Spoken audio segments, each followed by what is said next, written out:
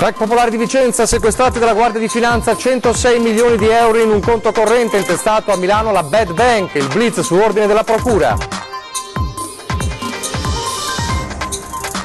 Iniziato stamane l'accertamento di morte cerebrale per un padovano di 44 anni ricoverato a Rovigo con diagnosi da meningite fulminante, probabile pneumococco, l'esito atteso in queste ore. Accertamenti sulla dinamica dell'ennesima tragedia in laguna con la morte del 49enne veneziano rovesciatosi con un barchino da competizione. 20 ore di fuga, poi si è costituito, denunciato il pirata della strada che a Borgo Ricco ha travolto un trevigiano, il Centauro grave. Ucciso dal compagno, 18enne, morto così un ex sacerdote vicentino allontanato dal clero perché è accusato di pedopornografia. L'omicidio è avvenuto in Colombia. Stasera alle 21:15 torna Ring, dopo il caso Macerata il tema profughi e immigrati torna di prepotenza in una campagna elettorale scandita da accuse e polemiche infuocate. Carnevale e Volo dell'Angelo, oltre 700 uomini impegnati per garantire la sicurezza durante l'evento, il sistema Varchi ha retto alla prova, 20.000 in piazza San Marco.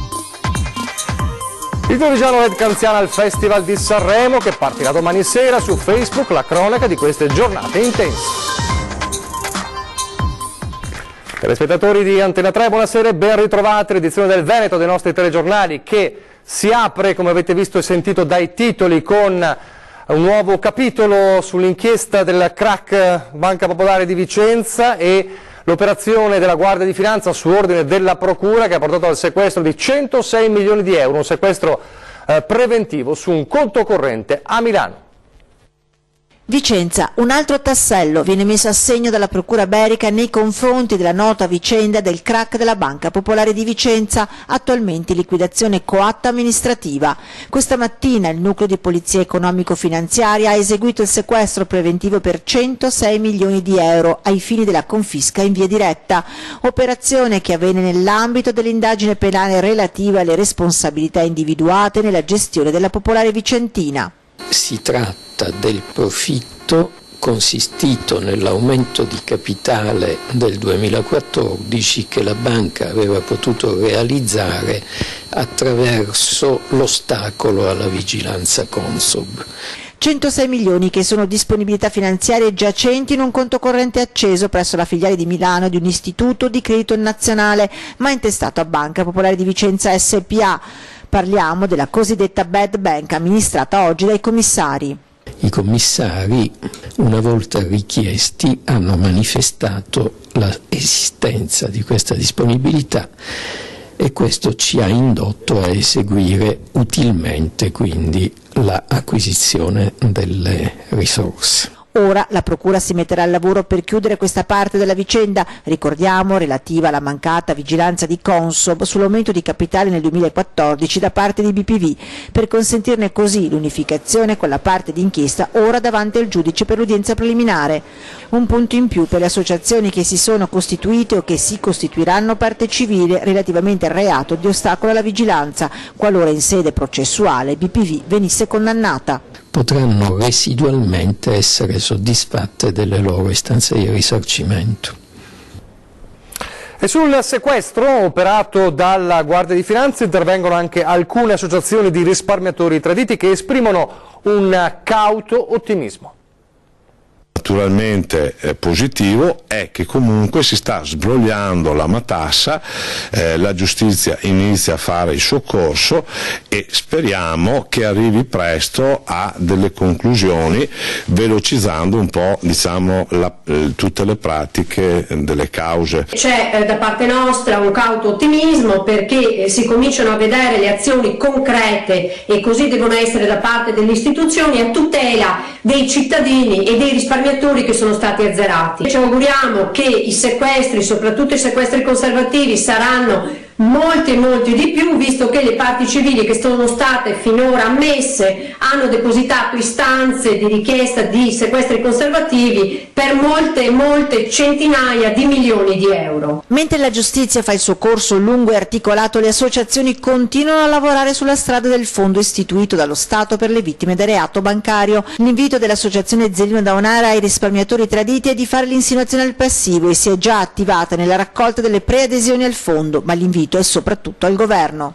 Al Governo che sta ancora operando, noi chiediamo fortemente un'accelerazione sulle norme attuative e che queste norme attuative del fondo che è stato creato siano velocizzate e che siano prive di paletti. Allora la cronaca, perché è atteso in queste ore l'esito dell'accertamento di morte cerebrale avviato come iter questa mattina per un padovano di 44 anni ricoverato a Rovigo con diagnosi di meningite fulminante da probabile pneumococco. Colpito a 44 anni da una meningite fulminante, appena sabato l'uomo, originario di Anguillara, padre di 2 bambini, si era presentato all'ospedale di Rovigo per quella che appariva come una forma influenzale che si prolungava da qualche giorno. Le sue condizioni sono però peggiorate nelle ore successive fino al ricovero. La diagnosi: meningite pneumococcica non diffusiva o meningite fulminante. La situazione cerebrale infine è degenerata fino al ricovero in rianimazione. Intanto, a proposito del tema vaccino, un tema che resta molto caldo anche perché si avvicina fra poco più di un mese quello che è il limite di legge, il famoso 10 marzo, dopo il quale chi non sarà vaccinato, oltre al pagamento di una multa da parte dei genitori, non potrà andare a scuola, continuare l'anno scolastico. Ebbene, ci sono polemiche in questi giorni, richieste da parte dei genitori di poter continuare a proseguire l'anno scolastico, soprattutto negli asili, proposte da varie province, come ad esempio la provincia di Venezia, c'è il caso ad esempio di Vigonovo, e dalla provincia di Treviso, nella zona castellana, che sappiamo essere quella con maggiore presenza di genitori, chiamiamoli Novax. Ebbene, oggi sull'argomento molto delicato è tornato a parlare con un breve passaggio il governatore del Veneto Luca Zaia, che era impegnato a Cittadella per l'inaugurazione di alcuni dispositivi nuovi dell'ospedale Cittadella, che vedremo tra poco. Ebbene, sentiamo cosa ha detto su questo tema. Ma io mi riservo ancora qualche giorno, mi sa che forse qualcosa dovremmo dire tra qualche giorno. Ci sono novità all'orizzonte? No, vedo che ci si avvicina alla scadenza e quindi sto assistendo a questo dibattito. Ricordo che io avevamo presentato come Regione un decreto per prorogare la permanenza di questi bimbi fino a fine anno scolastico, però ci hanno detto che è sbagliato, adesso vedremo cosa accade, no? Zaia quasi sibillino sulla vicenda, quindi annuncia forse alcune novità nei prossimi giorni sul tema vaccinazioni. Vedremo che succede. Torniamo alla cronaca per parlare degli accertamenti sulla tragedia che è avvenuta nel pomeriggio di ieri nella zona della Laguna Nord, con un 49enne morto sul suo barchino rovesciato. Erano passate da poco le 13 quando domenica il barchino su cui si trovava Alessandro Tonini, 49enne carpentiere di Cannareggio, si è rovesciato nelle acque della Laguna Nord, poco distante dall'imbarcadero di Treporti. Sul posto i sanitari del 118 e i mezzi della Guardia Costiera, ma ormai per l'uomo non c'era più nulla da fare, fatali i traumi provocati dalla caduta in acqua. Ancora sconosciute le cause dell'incidente al vaglio della Capitaneria di Porto. Secondo una prima ricostruzione sembra che non ci siano stati impatti contro bricole o corpi estranei. L'ipotesi più probabile al momento è che a causare il rovesciamento dello scafo possa essere stata un'onda improvvisa, abbinata forse anche ad una velocità sostenuta dell'imbarcazione. Tonini però era un esperto navigatore e conosceva molto bene le acque lagunari e i pericoli.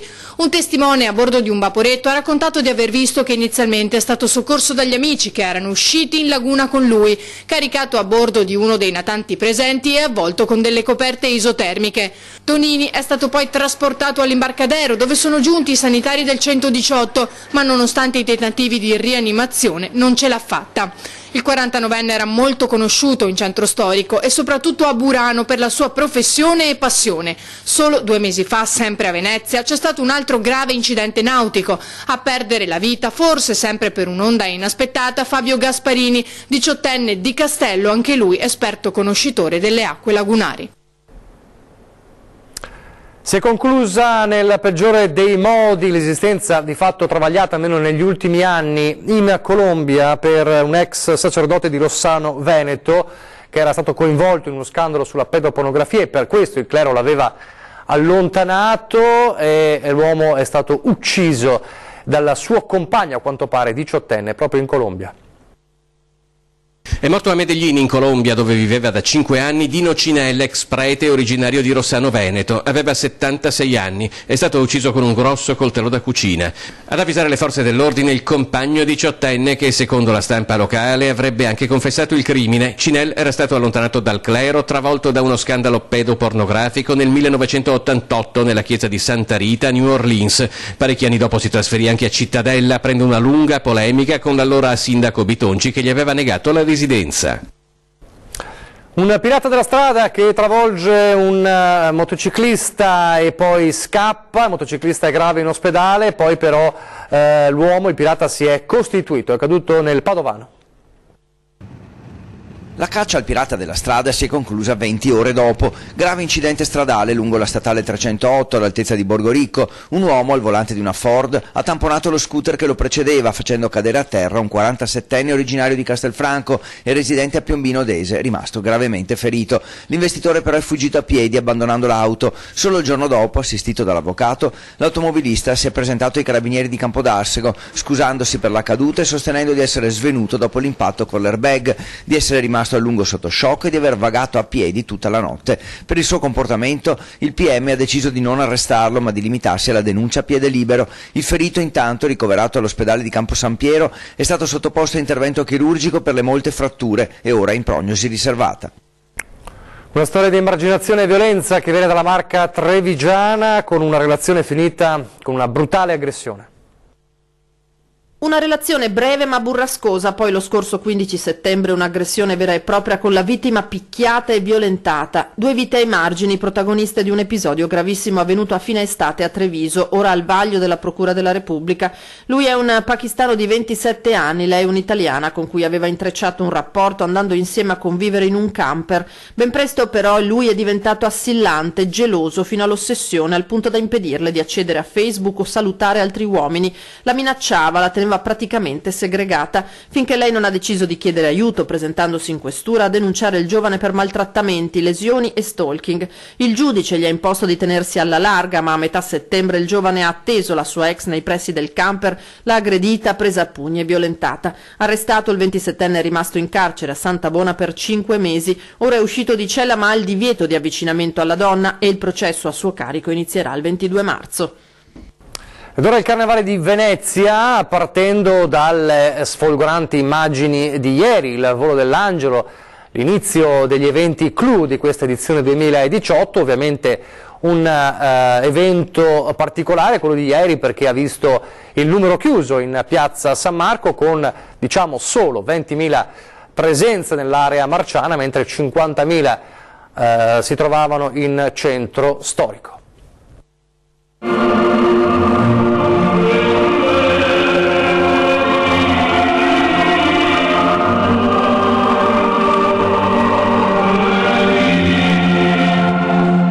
Scende sotto il cielo limpido di Venezia l'Angelo del Carnevale 2018, accompagnato dalle note dell'Ave Maria di Schubert cantata da Luciano Pavarotti e Dolores O'Riordan.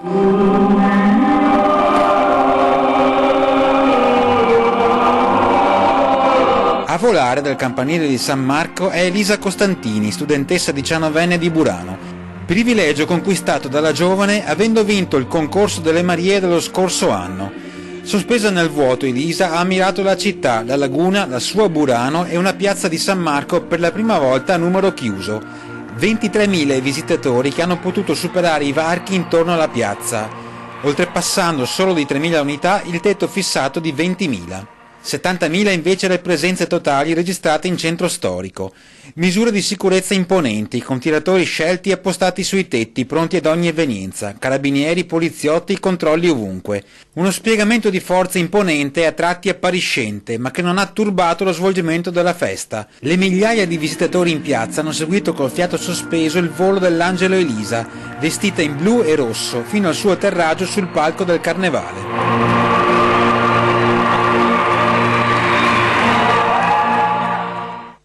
Dunque li abbiamo anche intravisti, 700 uomini, oltre 700 uomini impiegati per garantire la sicurezza durante l'evento. Anche il sistema dei varchi ha retto alla prova. Il punto della situazione anche per i prossimi eventi del Carnevale con l'assessore alla sicurezza di Venezia. Ha funzionato alla perfezione la macchina della sicurezza per il primo volo dell'Angelo a numero chiuso nella storia della città. Debitamente informati, gli spettatori hanno cominciato a presentarsi ai varchi nelle prime ore del mattino, consentendo un afflusso ordinato. Alla fine nessuno è rimasto fuori. Il numero massimo di 20.000 che ha fatto scattare la chiusura della piazza è stato raggiunto solo qualche minuto prima dello spettacolo, nonostante gli arrivi in laguna durante la giornata abbiano sfiorato i 70.000. A ulteriori 3.000 persone è stato consentito di assistere ugualmente all'evento in Piazzetta dei Leoncini. Siamo molto soddisfatti del risultato, sia per lo svolgimento della manifestazione che come ogni anno puntualmente si dimostra molto affascinante e coinvolgente, ma soprattutto per quell'equilibrio che siamo riusciti a stabilire grazie a una procedura diversificata dei flussi, che questo ha consentito naturalmente avere un numero di persone congrue nella piazza e quindi una maggior serenità in materia proprio di controllo di sicurezza. Discreta quanto imponente la sorveglianza, tra le telecamere fisse puntate sulle diverse zone della piazza, quelle degli agenti in borghese impegnati nelle pattuglie a piedi e gli sguardi dei cecchini dei carabinieri posizionati sui tetti. Decine di persone sono state fermate dai militari e dagli uomini della Digos in una serie di controlli a campione che non hanno riscontrato alcuna irregolarità. L'impegno è stato poderoso perché parliamo di circa 700 operatori tra Forza dell'Ordine, SUEM e Protezione Civile, insomma tanti operatori che hanno prestato la loro opera per garantire la sicurezza in tutti i sensi. Voglio complimentarmi con gli organizzatori, le forze dell'ordine, la polizia locale, i veneziani e i turisti, ha commentato il prefetto Carlo Boffi. Tutti hanno fatto la loro parte per la buona riuscita della giornata. I disagi e le calche della festa veneziana del weekend precedente sono già un lontano ricordo. Diciamo che come tutte le cose nuove hanno bisogno di avere un inizio e quindi di essere poi tarate ancora meglio proprio per essere affinate. Torniamo alla cronaca adesso con gli attimi di paura vissuti a Breganze nel Vicentino quando il rimorchio cisterna di un camion della motrice si è staccata ed è finita contro un'abitazione. Breganze, paura questa mattina in via Chizzalunga nella frazione di Mirabella. Poco prima delle 9 il rimorchio cisterna di un'auto articolato si è staccato dalla motrice ribaltandosi e finendo la sua corsa contro il cancello di un'abitazione lungo la via e solo la fortuna ha voluto che non ci siano stati feriti. Secondo una prima ricostruzione sembra che la causa del ribaltamento sia dovuta ad una manovra del mezzo pesante per evitare un altro veicolo proveniente in senso opposto. La provinciale interessata dall'incidente è rimasta chiusa per 4 ore per consentire le operazioni di rimozione del mezzo, deviato il traffico per il centro della frazione. Dopo la pubblicità 3S, sanità, Sanremo e sport. A fra poco.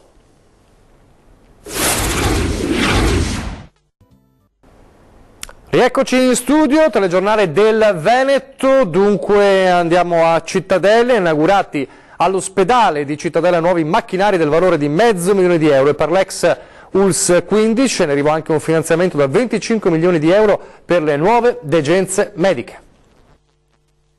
Negli ultimi 2 anni 25 milioni per l'ex ULS 15 e per l'ospedale di Cittadella negli ultimi 2 anni oltre 9 milioni e mezzo di euro. Per il futuro stiamo già approntando un investimento di oltre 25 milioni di euro solo per Cittadella per rifare tutta l'area delle degenze mediche. È una sanità che si conferma d'eccellenza e all'avanguardia. Zaia a Cittadella per l'inaugurazione di una serie di nuove strumentazioni dal valore complessivo di oltre 525.000 euro, lo sottolinea ricordando le cifre investite e soprattutto i nuovi finanziamenti in arrivo che cambieranno l'aspetto della sanità in Alta Padovana. È un progetto che abbiamo voluto definire nei minimi dettagli anche per capire esattamente, quantificare l'investimento e anche capire qual era la convenienza tra tenere in piedi le casette che risalgono agli anni 60 piuttosto che costruire un nuovo complesso ospedaliero. Il Presidente ha dato un'investitura a un grande progetto che noi abbiamo proposto, che è quello di rifare completamente tutte le degenze dell'area medica. Significa abbattere le cosiddette casette, come li si chiama qua in ospedale, e costruire un nuovo plesso ultramoderno per un costo complessivo, un investimento complessivo di 28 milioni di euro. L'inaugurazione di oggi ha riguardato strumentazioni per il centro di procreazione medicalmente assistita, una colonna laparoscopica 3D per la chirurgia generale, sistemi di telemetria per il monitoraggio cardiologico, dotazioni ecografiche per la diagnostica in sennologia. Noi abbiamo oltre 60.000 dipendenti, eroghiamo 80 milioni di prestazioni all'anno in Veneto, 2 milioni di accessi pronto soccorso, 9 miliardi 360 milioni di euro per curare i veneti, forse ogni tanto bisognerebbe fermarsi prima di dire ma io, forse capire che questa è veramente una squadra che rende. A Padova intanto la concentrazione è puntata sul nuovo ospedale, l'iter del progetto prosegue. Per noi sì, attendiamo che il Comune di Padova ci dia una delibera nella quale ci trasferisce l'area. Ha affrontato, parliamo di spettacolo, ha affrontato il palco di Sanremo con i Pooh e l'ha anche vinto la competizione, ma stavolta l'affronta da solo, da solista, ed è la prima volta per Red Canzian, che in una sorta di diario su Facebook saluta i suoi fans e la sua marca trevigiana. Siamo arrivati a Sanremo, abbiamo appena goduto di un tramonto bellissimo sul mare che si è concluso. Non l'ho filmato, ma fidatevi, era bellissimo. Al Festival di Sanremo, al via domani sera Red Canzian da solista dopo lo scioglimento ufficiale dei Pooh. Sul profilo Facebook il video dell'arrivo sul litorale ligure dell'artista trevigiano anticipato da un messaggio ai fan con la cronaca dei preparativi. In valigia poche cose a riempirla, dice, le emozioni di questa nuova fase della vita. Io ho pensato più che altro a mettere dentro voglia, passione, coraggio, soprattutto questo senso del divertimento che voglio portarmi dietro e voglio portare su quel palco. Voglio stare bene, voglio essere felice, perché la musica questo deve essere. Della gara non me ne frega niente, non me ne frega niente della competizione, non ho voglia di sbattermi o di sgomitare, sono felice così. Ognuno ha il suo racconto, il titolo della canzone che Canzian porterà sul palco dell'Ariston, titolo suggestivo se si pensa che Red ritroverà su quello stesso palco anche Roby Facchinetti in gara con un altro ex Pooh, Riccardo Fogli.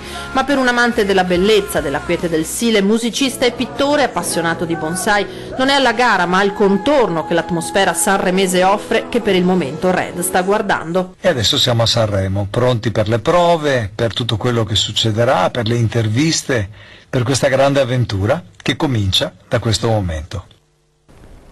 Un'altra stella, parliamo di sport trevigiana, è la 24enne di Macerata sul Piave Barbara Pozzobon, che dagli fan è soprannominata la Caimana del Piave e che ha conquistato il secondo posto a Santa Fe nelle acque del Rio Coronda nella giornata di ieri della 44esima maratona Santa Fe Coronda, prima tappa del circuito internazionale della Ultramarathon Swim Series. Parliamo di nuoto dunque nella gara argentina di Coppa del Mondo di Gran Fondo di nuoto, quindi una gara particolarmente difficile che l'anno scorso la Pozzobon ha conquistato diventando celebre insomma in tutta Italia e che quest'anno ha quasi vinto arrivando seconda, comunque un importante secondo posto nel circuito di Coppa del Mondo, quindi i complimenti a Barbara Pozzobon per questo risultato, peraltro testimonial di Treviso 2020 della capitale della cultura. Adesso solo spazio per ricordarvi gli appuntamenti di questa sera con la programmazione. Dopo il telegiornale di Treviso, cioè 20:10, continua il viaggio tra i candidati alle elezioni politiche del 4 marzo e stasera in studio il generale Mario Donnini di Forza Nuova, candidato con Forza Nuova, e Lorenzo Damiano, candidato con il Popolo della Famiglia. E poi alle 21:15, come ogni lunedì, c'è Ring, la politica alle corde. La puntata di questa sera si intitola Bomba sociale, parliamo quindi di immigrazione e di profughi che ritornano nella campagna elettorale, ovviamente dopo anche i fatti di Macerata, e dunque si parla di immigrazione, di una bomba sociale, di chi è la colpa di questa bomba sociale. Ne parlerà Ferdinando Avarino con i suoi ospiti, e cioè Pierpaolo Baretta del Partito Democratico, sottosegretario all'economia, Massimo Bergamin, sindaco di Rovigo, Lega Nord, Federico D'Inca, deputato Movimento 5 Stelle, ed Enrico Bacchetti di Liberi e Uguali Veneto. È davvero tutto, vi lascio alle previsioni del tempo, grazie per averci seguito, arrivederci.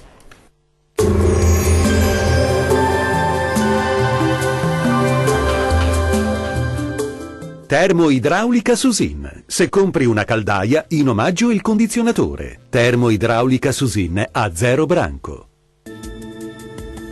Molto nuvoloso sul Triveneto con tempo in peggioramento col passare delle ore. Vediamo insieme il dettaglio di martedì 5 febbraio. Sul Veneto cielo irregolarmente nuvoloso ma asciutto al mattino con ampi spazi soleggiati su Bellunese e Trevigiano. Dal pomeriggio prime piogge sui settori meridionali ma entro sera diffuse un po' ovunque. Vediamo anche le temperature, le massime saranno comprese tra 6 e 8 gradi, minime tra lo 0 e i 4 gradi circa. Spostiamoci ora a vedere che tempo farà sul Friuli Venezia Giulia. Ampio soleggiamento al mattino con cielo poco o parzialmente nuvoloso ovunque, col passare delle ore più nubi ed entro sera piogge diffuse un po' su tutti i settori della nostra regione. Temperature massime tra 8 e 10 gradi, valori minimi tra -1 e 1 grado. Concludiamo infine con uno sguardo alla situazione del Trentino Alto Adige. Tempo in prevalenza stabile anche sulla nostra regione, qualche foschia mattutina possibile sui settori settentrionali, cielo poco o parzialmente nuvoloso altrove. Vediamo anche in questo caso le temperature, le massime saranno comprese tra 5 e 7 gradi, minime intorno allo 0. Il mare sarà generalmente mosso, i venti invece saranno moderati orientali. Dal meteo di Antenna 3 è tutto, arrivederci.